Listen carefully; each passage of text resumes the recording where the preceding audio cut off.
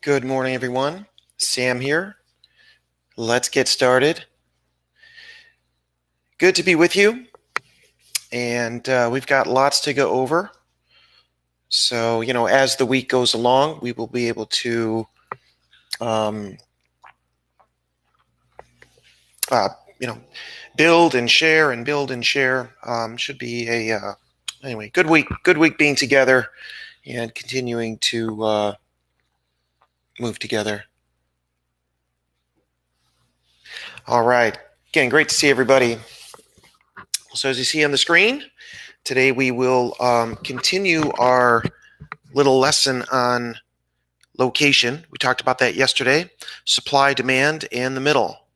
And most importantly, how to identify each and what to do in each of those areas. Talk about that session guide just for a few minutes, and then we'll dive into the market focus as of this morning. And then Jasmine will take over and walk us through a bunch of markets. And probably starting tomorrow, I'll do some of that also. So Jasmine does an amazing job, and let's keep going. Tomorrow, though, we're going to focus on two big things: news and price. And this is so after we get through kind of a little bit more of location and structure and all that, we'll go over that in just a few minutes. We're going to cover news and price tomorrow.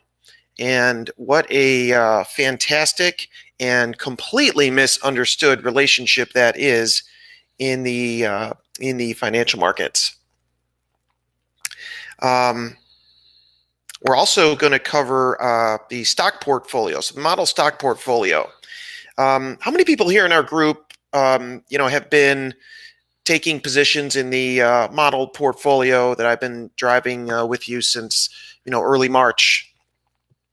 People with us here today that are aware of the portfolio and maybe in positions in that portfolio? That's a question, because I don't know how deep to go into it. Anyway, we've got some updates. I didn't want to just kind of leave you hanging, so we'll go over those updates tomorrow. We've got a couple of those, more positions nearing profit targets, but we'll see. We'll also do our market focus and then trading and analysis in the markets. Okay, great. So definitely tomorrow we're going to do a pretty big update. There's some new stuff to go over, and we'll go over a lot of those positions.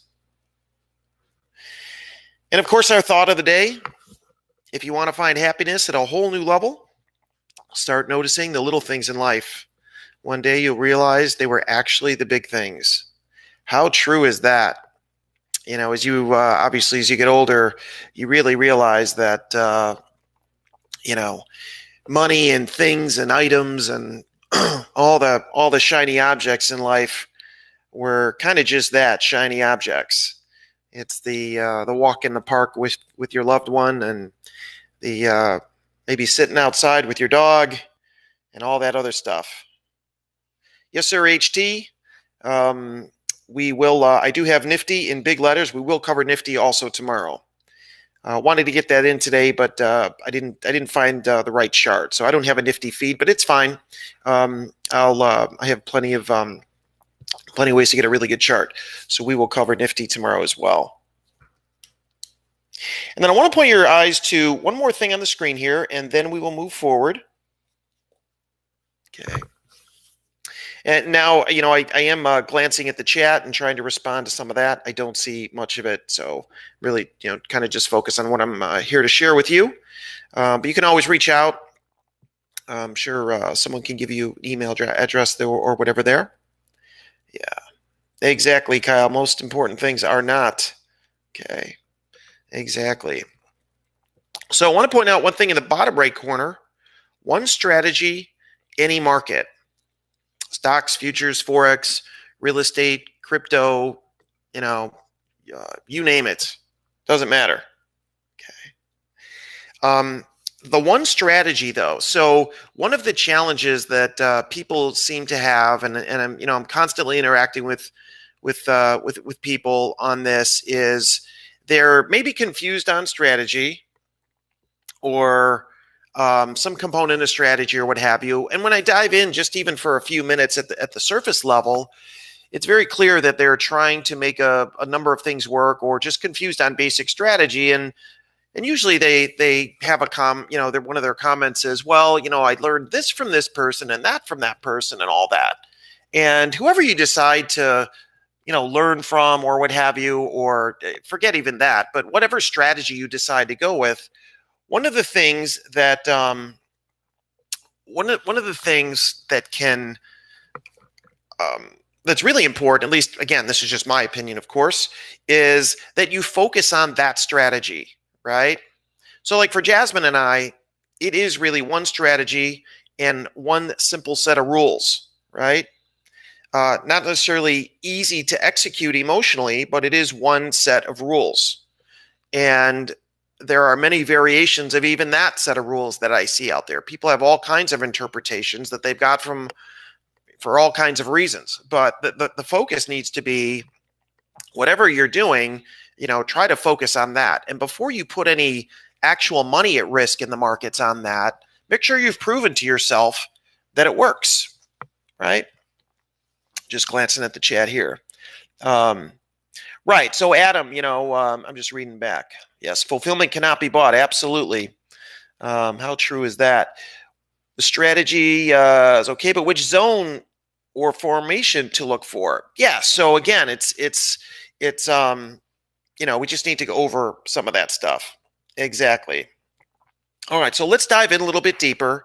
Because I see, for example, like for Jasmine and I, the strategy, I was on the trading floor at Chicago Mercantile Exchange many years ago, and that's where I developed the supply demand strategy, and I've seen over the years people have taken a very basic, simple set of rules that Jasmine and I still focus on today, and added all kinds of things to it, and completely overcomplicated it and all this other stuff, and it changes everything.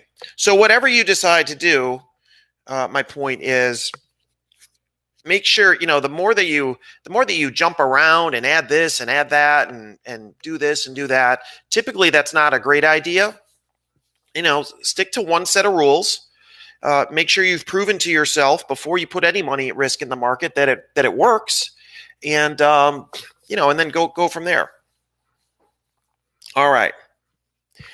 Yes, Tamer. Just absolutely. Just fresh quality levels. All right, let's keep going. So here we go. So picking up where we left off a little bit yesterday, and I want to tie yesterday's market analysis into this. Here's our little supply people and demand people and the middle, right? Before we get into the chart, make sure, and I know everybody kind of knows this, I just kind of want to bring us all back to basics, okay? Understand how any market on the planet works, right? And I know we kind of know all this, but let's just revisit the fundamental basics, the principles that all of this, everything we do here is based off of. Where does price spend most of its time in this picture here, right? This diagram. It spends most of its time in the middle, somewhere in the middle, some variation of the middle, right? I would suggest, and I could be wrong, that at least 95% of the time price spends in this middle gray or white space here, okay? Relative balance. 2.5% of the time, it spends up here near supply. The other 2.5% of the time, it maybe spends down here at demand, or something like that, okay? And now why is that? Right? Tomorrow we're going to go over our stock portfolio, and you'll see, we'll revisit some of the entries, and how long did price stay down there in the March lows? That the day when prices hit our entry points, it stayed there for, I don't know, didn't even seem like a few hours, right? It seemed like it was very short. And even some of the, all the trades that Jasmine's shared with you here, same thing. Why is that? Okay, understand what supply and demand are. It's competition to sell, for example, at supply. That competition to sell up here, right, with the absence of enough buyers, forces price back down to the middle. Competition to buy at demand forces price back to the middle. Okay? All right, so that competition really eliminates itself. And again, always is forcing price back to the middle. And it's our job to share with you what those pictures look like. All right, so yesterday was a great example. Remember, the theme yesterday morning was fresh levels are higher. There were some supply zones we took a look at, but remember, they had a different color code because they were not high probability levels. Okay, they were not levels that we'd be interested in taking because, and they're right here. See these in the kind of the right upper right part of the chart inside the gray space here. Okay, those are two supply zones people were looking at yesterday. And what we were pointing out was, look, they're there, and structure-wise, they probably meet the criteria, but location-wise, they don't qualify because they're in the middle here, and the fresh levels are higher. Okay, and that's what we'll talk about in a minute, and Jasmine will take that much deeper and go into multiple equity index markets for that. Right, so here's our S&P supply zone up here above this, above the white space here, the middle. And look at all of the, so when you look at these supply zones here, look at the trading activity to the left. See that? Okay. See that? See all this activity to the left? What does this activity represent? What does all of this trading activity represent? Does it represent filled orders or unfilled orders? Right? And as I put on the bottom, filled orders, okay, facilitate price movement, allow price to move. Right? Because it's a lack of unfilled orders. Unfilled orders or fresh supply and demand zones cause prices to turn. Okay, does this make sense? And, you know, and part of the reason to go over those levels is because structure-wise, they look perfect. If you just say, here's the picture of a level I'm going to take, that look, markets are made up of supply and demand, right? Every trade you have is every trade that a market has. Right? The millions and millions of trades that take place a day, it's all because of supply and demand, right? At the little micro levels, you're going to have supply and demand levels all over the place. Which ones would we want to take? We want to take the ones that represent a significant supply and demand imbalance, okay? So we have the picture that represents that. Now let's focus on location. Where do we want to see those, right? Okay, you could have the best looking, you know, supply or demand zone in a terrible location. And as I'm going to show you next, well, let's just go there. Is everybody pretty clear on the picture here? And this is the picture of the market as of this morning. And again, just wanted to share that with you. But let's go to our next little screenshot here. So again, you could have the picture of the best supply or demand zone, structure wise, and in a terrible location, like I'm going to show you here, and it's not going to work. You could have a so-so looking supply or demand zone in a fantastic location, and it's going to work great. Okay. It's like if you have, you know, you could have a tear-down house on a beach, and it's probably worth a few $1 million.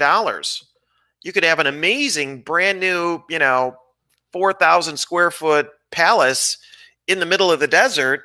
Good luck trying to find someone to buy that, right?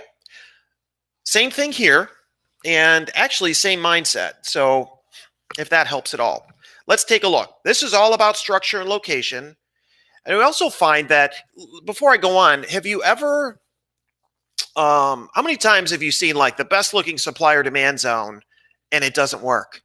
And other times you might see a supply or demand zone that kind of looks a little iffy, not great, and it works perfect. Okay, this is why. All right. Okay, so it's all about structure and location, and so when we look at the chart here, Okay. Now, take a look at the two zones in the middle. Perfect looking supply and demand zone structure-wise, right? Perfect looking supply and demand zone structure-wise. But they both fail, right? Price goes right through these levels like they weren't even there. Why? Look to the left. They're in the middle, okay? Now, this whole picture right here of supply and demand and this trading activity to the left, this whole thing was taken out of this area right here that I'm showing you on the right. And again, what does this picture represent? All of this trading activity, we went over this yesterday.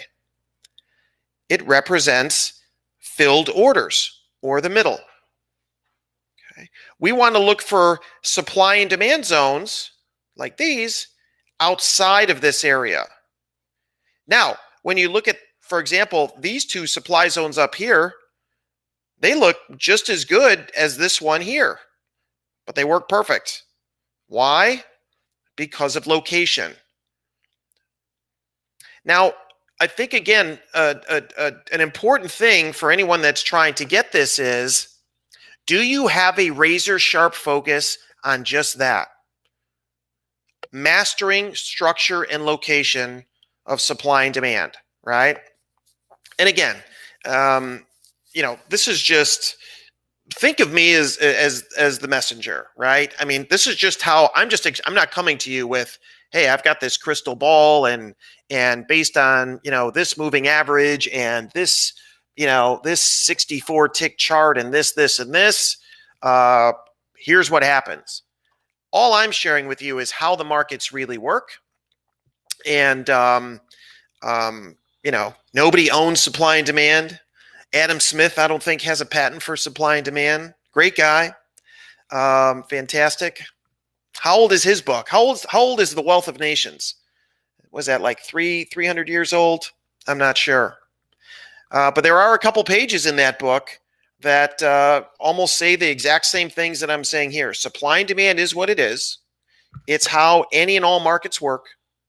But the key is to have a razor sharp focus on really what's going on behind the scenes, that supply and demand equation, that relationship that's going on behind the scenes, right? That is responsible for the creation of this picture of candles or lines or what have you, right? Does this make sense? Hopefully it's helpful. I know I'm kind of keep repeating myself, but I think you get the point, okay?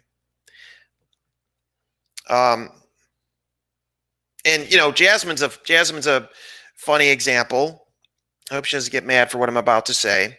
But you can come at her with some pretty elaborate strategies that maybe some of you even understand and know about out there. She probably wouldn't know what you're talking about, okay? Because she has this razor sharp focus on just this, okay? And all right, let's keep going.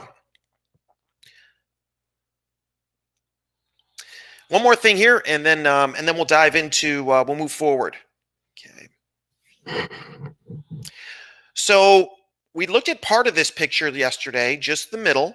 Okay, supply, demand, relative balance. Now let's add to it.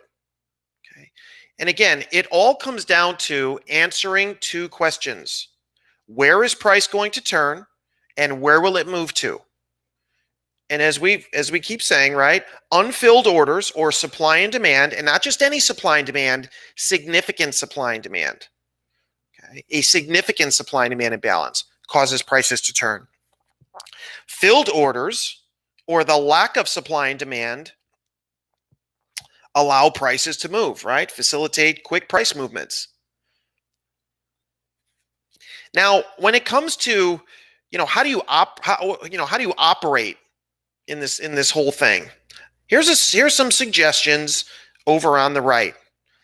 Obviously, when price is in the middle, we probably want to do nothing, or if you're in a position, you're hopefully getting paid, right? If you bought at demand and price is moving up to supply, that's my point there. Okay. But probability, the odds of price turning is always going to be highest up in supply, down near demand, right? We want to look for structure-wise supply and demand levels, right? Down here at demand, up here at supply. So obviously this is where we want to be a buyer. This is where we want to be a seller. Okay. Now notice the profit targets. They're put where the placement of those is there for a reason. Okay.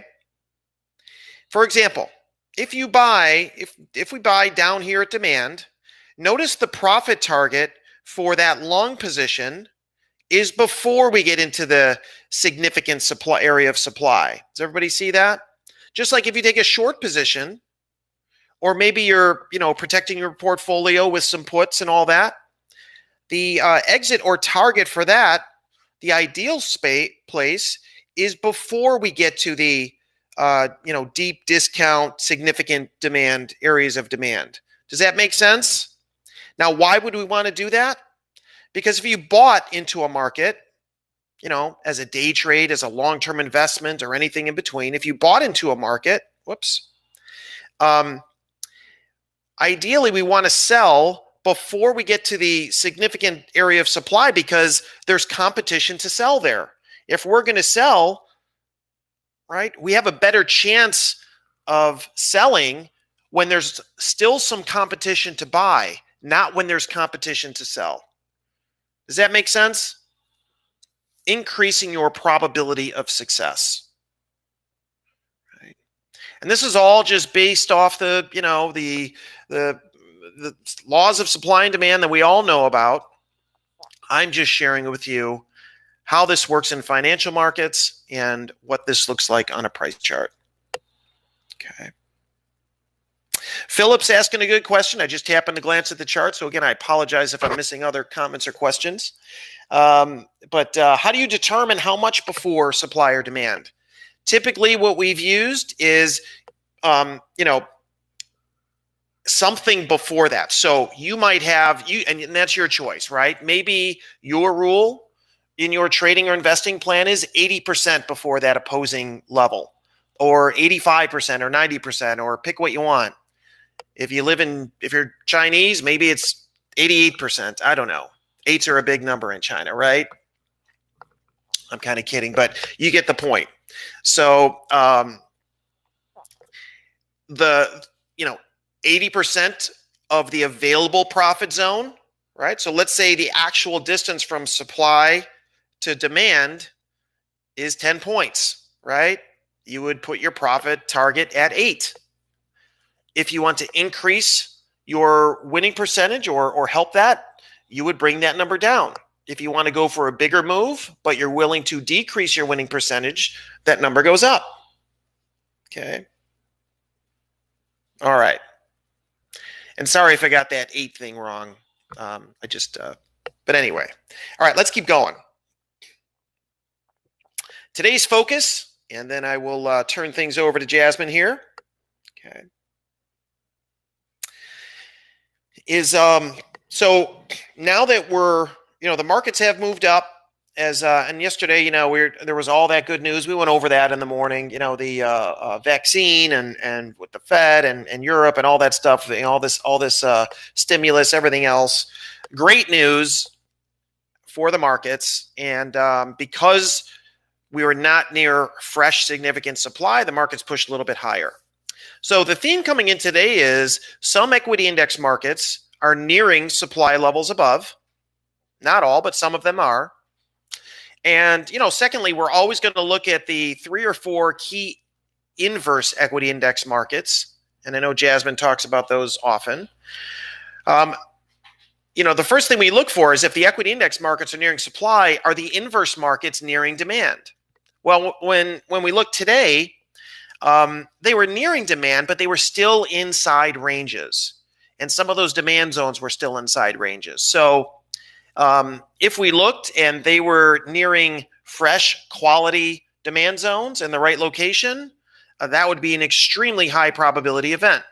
We don't have that today. We may have that a little bit later today or tomorrow, and that's okay. Doesn't change. It's fine. It is what it is, right? We just deal with what we have to deal with. What evidence do we have to deal with, and we move forward. All right. So I know I'm taking up quite a bit of your time here. This guide, since we do have two more things to update on this, to add to this, and we'll add that today and share it with you. I'll share it with you tomorrow. In the interest of time, I think I'll just turn it over to Jasmine here. And these are more for, these are just as much to learn about everything as they are to, to just help you, which is a quality level and which is not. Having said all that, let me turn it over to Jasmine, and she'll walk you through a bunch of the major markets. And then again, don't forget tomorrow, we're going to do a big update to the portfolio. And we'll cover news and price, that relationship that so many people get wrong. And there is Dennis Whitworth. How you doing, Dennis? Great to see you. All right, Jasmine, it's all yours.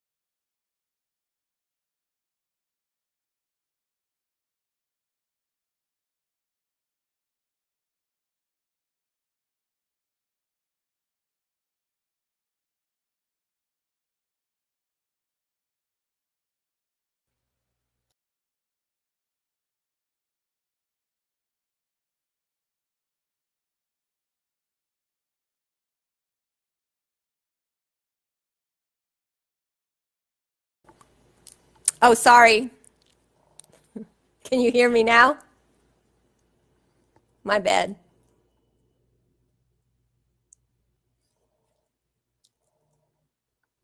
Is that good, everybody?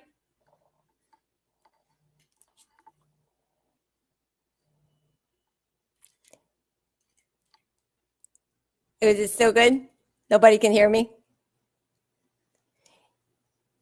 Okay, terrific. Sorry about that. That was my fault. I had an extra button. I'm not good with instructions, so I like visuals. I'm not good with instructions. Well, that this is a learning thing, I show you the charts and you got to sit there and, like pretend what I'm saying. So this way you're learning more, right? Trying to figure it out yourself. If I show it to you and then you say, well, she's doing this. Okay. All right. Anyway, I was just saying that we came up to the gap overnight. We got the two levels above. We've mentioned those levels before numerous times, and now this is what we have.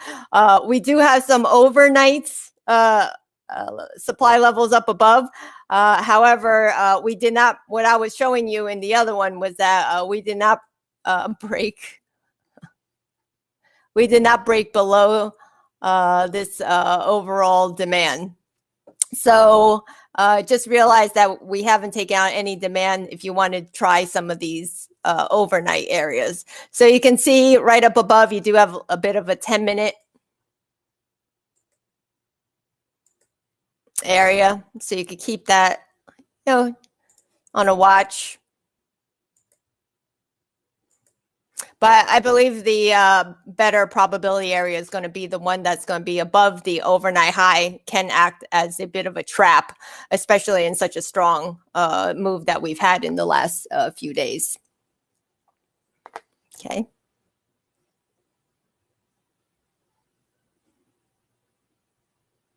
All right. So that's on the S&P. On the demand side, let's take a look. We still have some fairly close demand. So let's go take a look at them. You can see right down below this area, you can probably see a little bit better on the smaller time frame, 29.20, 29.13. Of course, we are pretty high up, so just take it for as it is made during the day session, but it is a small time frame within this pretty big move up. There's also a 15-minute that's lower down that we have missed on the way up, and of course, that's coming down at 28.06. to 27.99.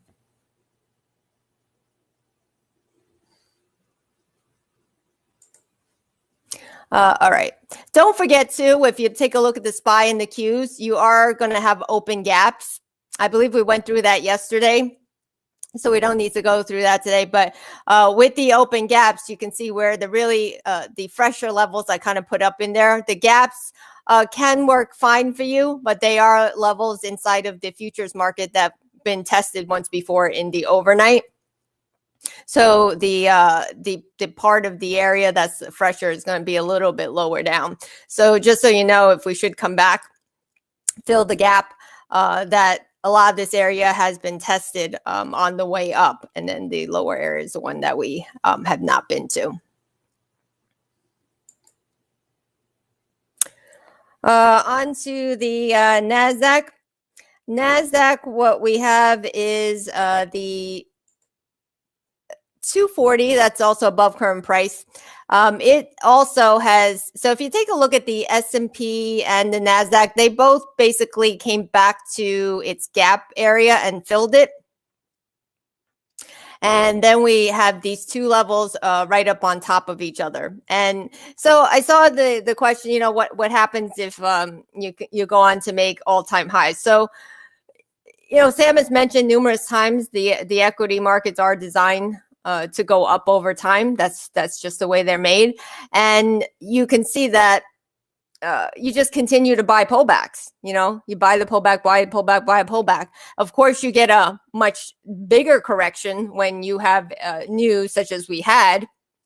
And so it moves down to a fresh daily or weekly level. But you can see since that time, a lot of it is, buy pullback, buy pullback, buy pullback, and be extra careful on the supply side, right? So you can see every time. So if it continues to make new high, you're going to continue to do that. What the difference is, once you get into correction mode again, they're going to start taking them out again. But then you should be making money all the way on the way up. That is not going to matter if you get stopped out on one trade near the highs, right? But you don't want to be the last person to get in. But that's what you just continue to do. The strategy works in different environments. You just got to know how to play it in the different environments, right? So even these are nearing the highs right now. All these markets have continued to hold demands. And no, opposing demand has really been broken with that. On the demand side, all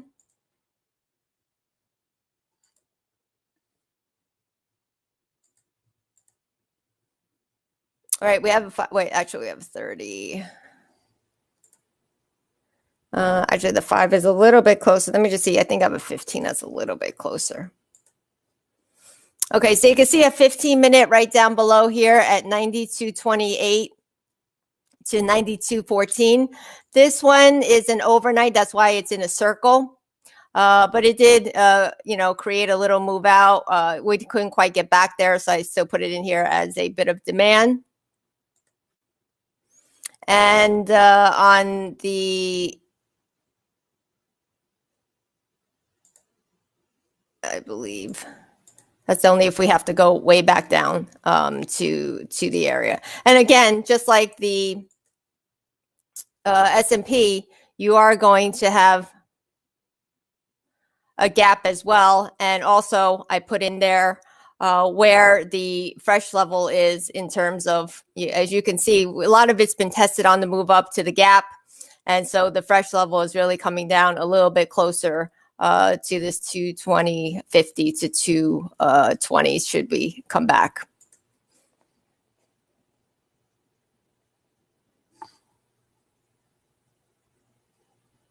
All right. Yeah. So this is what it is when you're trying to do, so that's why I would say you always got to figure out what exactly you're trying to do. If you want the easy profit, you just take it at the first opposing demand zone. A lot of times what happens if you're looking for reversal, though, if you move it to break even or, try to take some profit before that, a lot of times you're not going to be in for the bigger move. Because if you really take a look at some reversals, they do could be 3 times into a level before it actually gets the biggest move out. So you got to decide on yourself what you're trading. What we like to do is just put it into 2 different accounts, right? The short-term trading is for one, and the longer term is for another. This way, you're not. It's very easy to mix up your head. And that's a problem I had at the very beginning where I was like, whoa, short term's great. Why can't I just move it on into long term and do the same thing? Well, you can't because, one time it's going to hit target, another time it's not going to hit target. Before you would have got target if you were doing short term, but now all of a sudden you're trying to change the long term. And so now your trading becomes all flip flopped upside down where you were doing fine before, but now because you're trying to, be, I guess greed is the word you want to call it, or just try to be great at everything. And, you can do it. It's just that I wouldn't mix it because when you mix it, that's where I feel like that confusion comes in. The more you can make yourself clear, make yourself clear, have a plan, set the plan in place and leave it alone. That's going to be the best way that you can do it. Once you start doing a lot of let me adjust this, adjust that while you're in the trade or, through out your plan, that's where it all, it gets a little bit rough. All right, so you can see the Russell up above. Now this area, the only difference with the Russell with the other markets you can see is moving to a new overall new area, but you can see the Russell's not really. So this is still within this overall last drop, but because it is been the weaker market and it should line up with the S&P and the Nasdaq, so that's why I'm still leaving it up here, up at the 1355 to 1363. Okay. On the Nasdaq, what are you talking about? The supply areas? You have to open it up a little bit and move it down. Yeah, looks like 95.52, 95.84, 96.05, 96.44. Okay.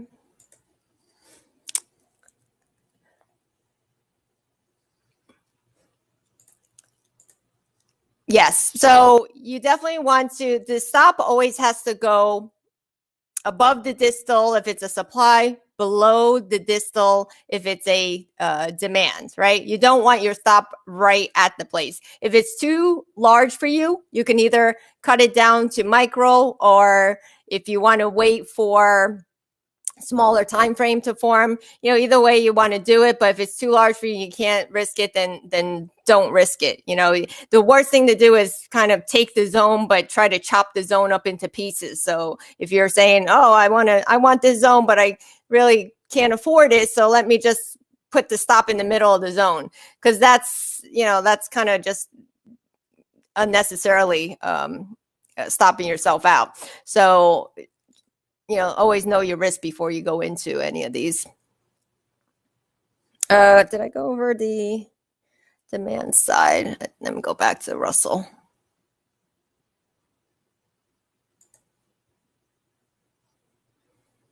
Okay, so the 30 minutes still lower down at this 1245, 1234. You can see this is in that little bit of a dark in the middle of the range, as well as the 15-minute.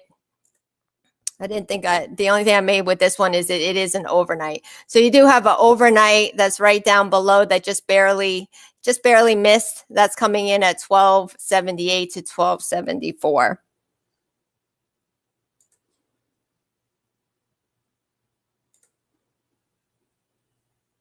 Let's take a look at the YM.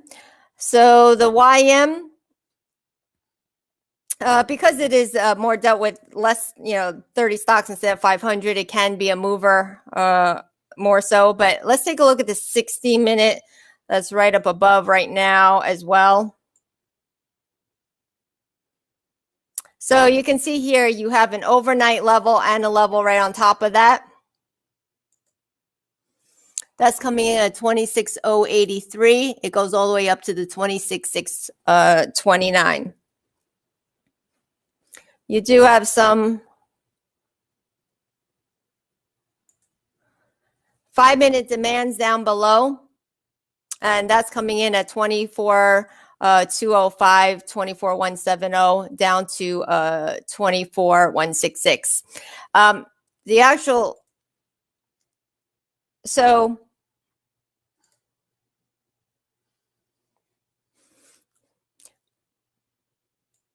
and, remember where Sam came from, right? The floor of the Chicago Mercantile Exchange. Everything on there is order flow, order flow, order flow. So his mind has nothing else but what he's teaching you and telling you is what is in his mind. I mean, he can speak for himself, but it's just from those are the years that he spent there, and everything is where the stacks of orders, buyers and sellers.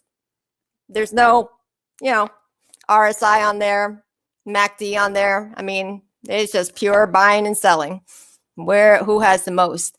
So, once trading starts, we could talk about this in another time, but I'll switch to my page here. And you can see where we have our tool with the Veritas and also the Sidon screener.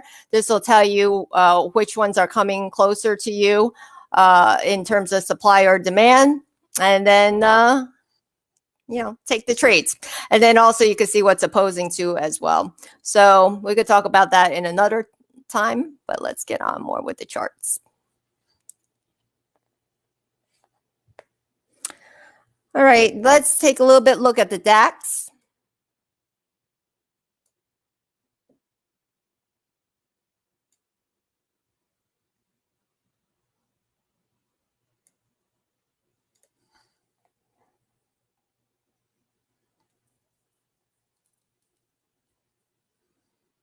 All right, so for the DAX, you can see, like I said, they had a pretty decent news overnight. Did take a little bit of a move down, but let's take a look what's now above current price on the 240. So on the 240, you can see that we are getting a little bit closer to the gap here. Just missed a little bit last time, but you can see on the new push up, it's going to take you into these two areas here on the 11,398 to 11,805. This market, because it has been overall driving things overnight, so it is good to look at.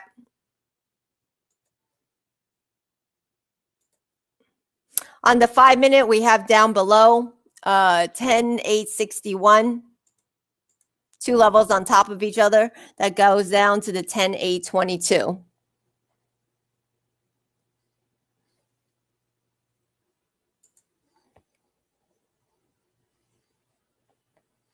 Okay, so that's on the DAX.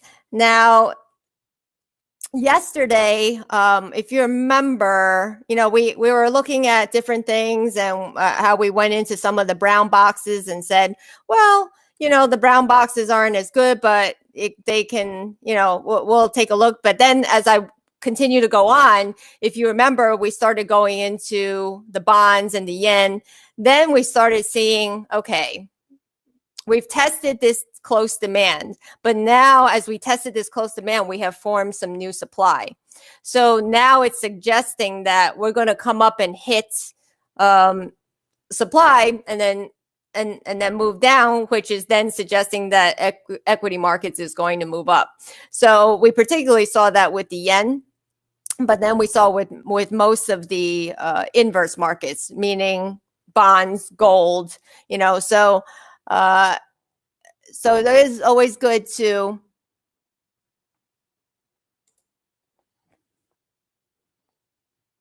so now you can see today with the bonds, we actually are still continuing to fall, and we did create some 15-minute demand supplies here.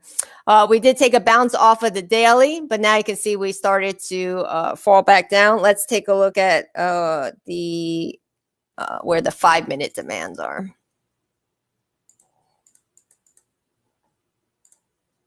Where is the 5-minute demands?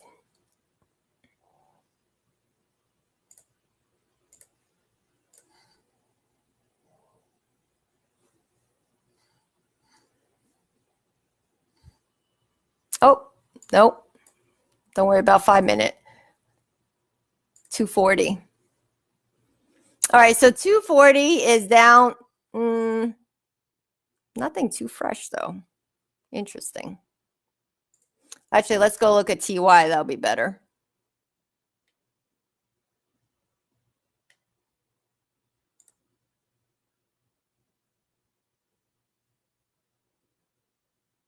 All right, so we could see here with TY. So this is what started to happen with TY, right? We are inside of the range, this type of range right here. Now we have formed, now you can remember that we have hit this area. We have moved out of there. So this is an area that's been hit already. Now we started to move out of the zone, and now we have created a new supply coming in at 139.09 to 139.14. We are still very much inside of a range. You can see it needs to take out this tested demand first before it starts to continue to move down. But you can see on the 60,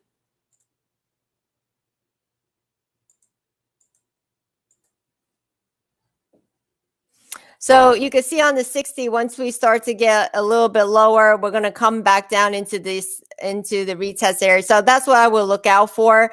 I would say if anything that's causing a little bit of uncertainty with this right now is that when I take a look at the inverse markets, because everything's been in so much of a range, there is no clear-cut fresh demand. Whereas the equities, we have some decent supply. So now the question is, which one is kind of going to win out? Is that supply going to hold out a little bit better than these demands? Because you can see what the issue is in terms of trying to line it up. Now the bonds can move a lot slower and all, but what I've just noticed with overall with the inverses is there's not a clear-cut fresh demand, as you can see right here up close. Further out, further out we have it way down here, but that's it'll take the bonds quite a few time to get there, and that would send the equity markets way up higher. So that's the only thing with coming into a little bit of today.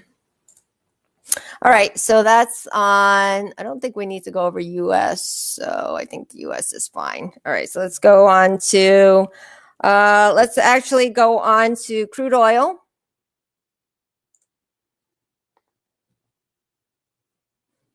So crude oil, of course, it's been a market, very strong off of the bottom. So I believe that if we find some supply in equities, we should be able to find some supply inside of crude oil as well. So we do know that the gap in the higher area is going to be still your better area, but we've been through that a couple of times inside of this 41 to the 44. However, if I'm trying to match it up a little bit with the equities, what I do see is we have a couple of, let's go into here. All right. So you can see right now,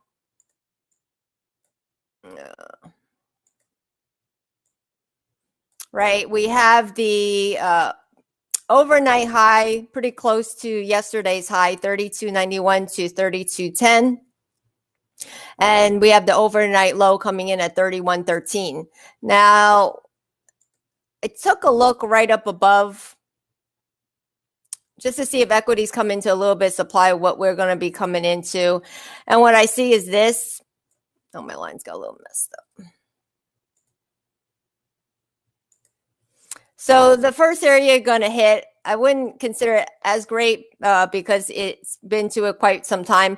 But once you come up a little bit higher, you're going to have a couple of overnight levels. So it may not be areas that I just, straight out put out there, but I'm definitely going to watch it to see if there is going to be a hold. And then I'll use the tool and then try to figure out if I want to short inside of that area. So then you can see up above, that's the 34.75 that goes up to the 35.60. Okay.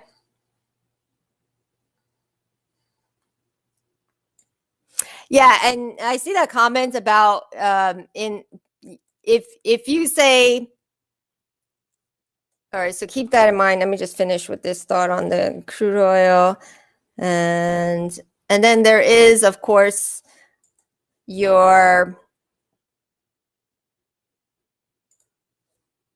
30 minutes demand.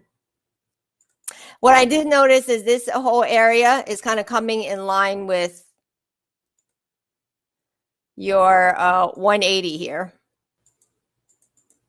So, you can see on a move down to these lower areas, that's going to be your 180 zones. If it should get down to the 28.62.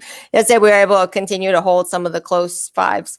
But if you see where you're saying about starting to get confused, it's because, say, in a market like this, where, see, this is what starts to happen, right? Right? In a market like this, and a lot of times what happens is, so when we come in, we're just kind of looking at possibly like,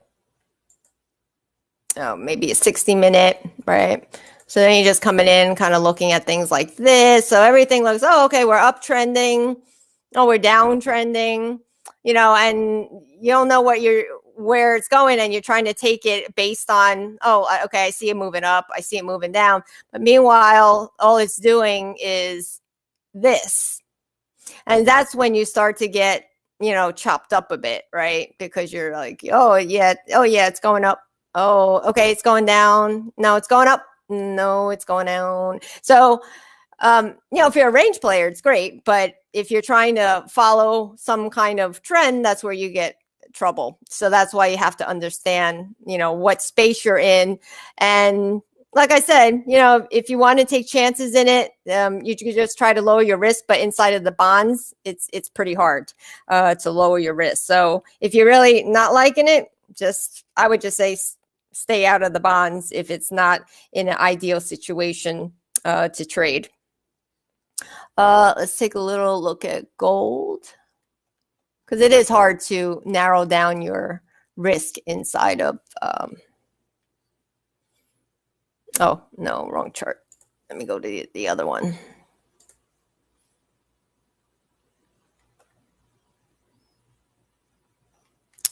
Wrong chart. Okay, here we go. All right, so gold on the bigger picture. So you can see with all of the Fed stimulus and all, gold is remaining to be very strong and still continues to be. You can see where it is on the daily. And I wouldn't be surprised if it wants to, you know, go back and go up there. It's basically at this area here, where this is the area that's been tested a few times, up at this almost 1800 mark to 1820. And then this other zone supply is right kind of mixed in with this one. And this one you can see starts at 1870 up to 1850 on the daily. So this lower one, you can see we have hit it once, twice. I mean, it is a daily. It can work again. 3. So if it comes back now, it's actually going to be 5th time back. So it is quite a bit. It hasn't gone halfway into it yet, but it is going to be about 5th time back if it should hit up back into there right now. All right. On the demand side, of course, we never got back down to the 240 yet. You could keep that in mind, the 1647, 1635. On the supply side right now, on the 30 or... No, not the 30. Okay, so what we have is this right now. Again, it's a little bit more of that overnights mixed with, I believe, the little yesterday's move. Yeah, overnight. No, it's actually yesterday's move. So you can see what has happened here. This one is retested up at the 1752, 1755, and this one up above as 1758 to 1762. So anytime with these that you start to have a pretty decent fall and it didn't really break demand, I would still pay attention to the opposing demand as it comes in, just because we weren't able to quite break that demand. Yeah. On the 5-minute side of demand, do we have actually? I don't think so. Wait, let me go back and take a look here.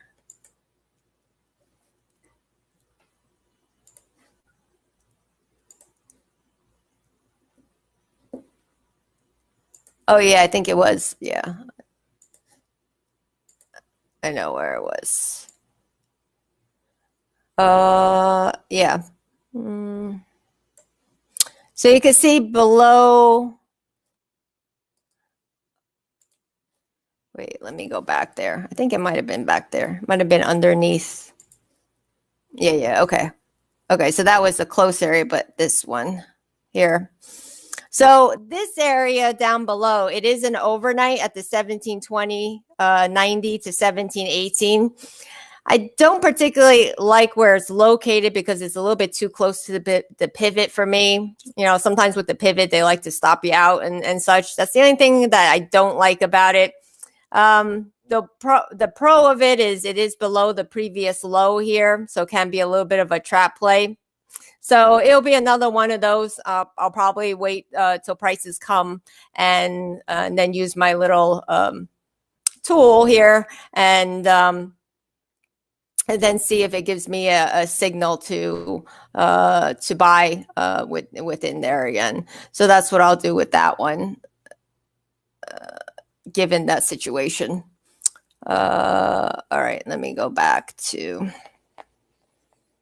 All right, so gold, let's go into the dollar. So dollar was a little tricky yesterday because I believe we didn't, I didn't take into account the stock market. And we should have factored that in because the dollar does become a bit of a it's a safe haven when the stock market goes down, and it's, the reverse when it's not. So that's the one thing that kind of threw things a little bit off with things. But now you can see we do have to look for some demand, even though it's still inside of a very big range. So again, like I said, these inverses just are not at great areas. So so I would still be careful in general, but let's go take a look anyway. So the dollar here, we have 240. So you can see right now it's coming back to retest this previous area that we've had for demand for a while. If it starts to break, we're going to have some new supply. So actually that's still going to be a little bit more bullish for the dollar. But right now we're sitting up at this area. Down below, we have a overnight zone that we have not tested. And so you can see that that's coming in 99, 18, 97, 94. So that area we have not tested yet. On the 30-minute. So this is, as you can see in that brown box, because it's in the middle, everything is just completely ranging. So sometimes the middle is just, that's what it is. Again, you're going to have to watch for if demand kind of forms against it. And then on the 30-minute demand side, this one, we do have a gap. This is still going to be overall within the range, but you can see that there is a little bit of a gap here coming in at 99.07 to 98.96 here. Okay, so with that, you can see that the euro was able to take out the closed supplies, right? Take out the closed supplies. And again, these, I can't really say the dollar's out of anything yet. They are going to have right now, it's the same thing as before. You do have this 108.90, 108.77, 108.46, 108.34. Just realize we're not out of the range inside of the dollar. So you have to pick your targets accordingly with that.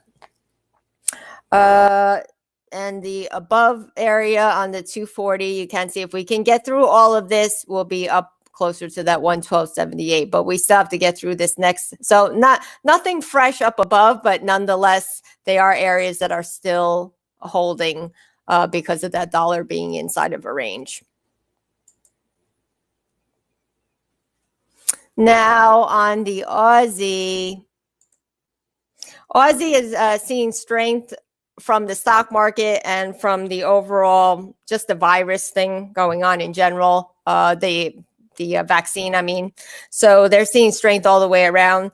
I did see a little bit of supply up above this 240 right now that, as with anything else, hasn't really broken through demand yet. So you just gotta pick your targets a little carefully with it. But you can see too, a little bit up above, coming in at this 66.16. So this is the futures market to 66.33. You can see this area. It is made during the day. It's actually not a bad. It's right. This is a little bit more Kiwi time, but it's okay. It's a little bit right at the end of the U.S. time. And so you can see this zone that's right above current price. So I would keep that in mind. And then, of course, above this pivot, you're going to have the 60-minute zone.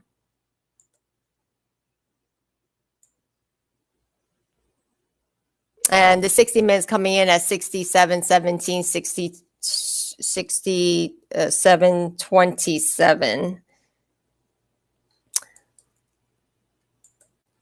There's a little 5-minute demands coming in at 64.98 to 64.95 and 64.90 to 64.87.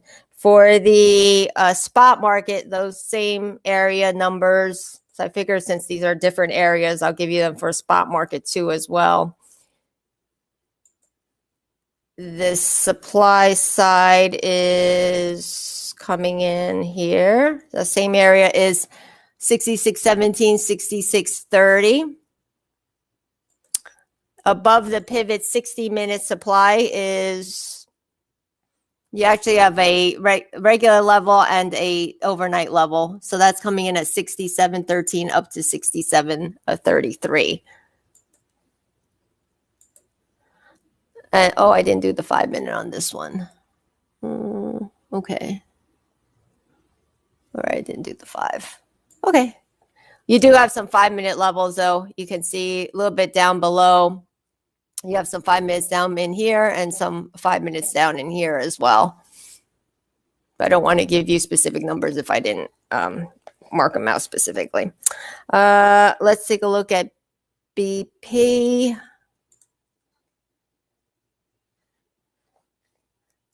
All right, so BP, like I said, you want to be, yesterday we had so many sells on BP already off of the 240 coming all the way down. So said, be a little bit careful on the sell side because of that. And you can see we did have a pretty decent bounce up. Now you do have a 30-minute demand at 121.33, 121.18. And you have a little 5-minute demand also at 121.54 to 121.46.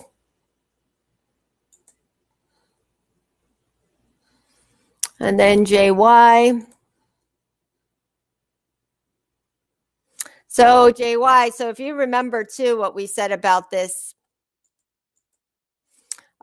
we had a little demand here. You can see price popped up, but then I said new supply form. So this was suggesting that the stock market more than likely was going to try to move to the upside. So you can see since then we started to fall. We are moving down into, looks like some demand. We do have this 30-minute here that's coming in at 92.53, 92.44. So again, this can be one of those markets. Let me just see how it's arriving. It is arriving a little bit tricky right now because of the new supplies that is formed. So that's probably another market that I am going to pull out my little handy little tool, wait for a little show, and then take it. That would be another one of those. Because then I want to see what's the opposing zone, what target I have against it.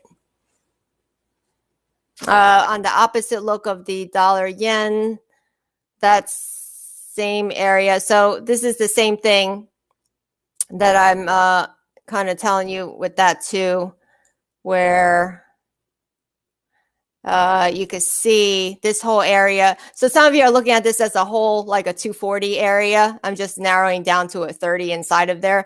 So I'm going to take it a little bit more as using the tool to take it. 108.28, 108.40.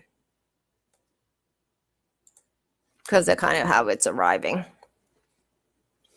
Okay, so that's good for today. And we will see you all tomorrow. So great to see everybody, and have a great trading day.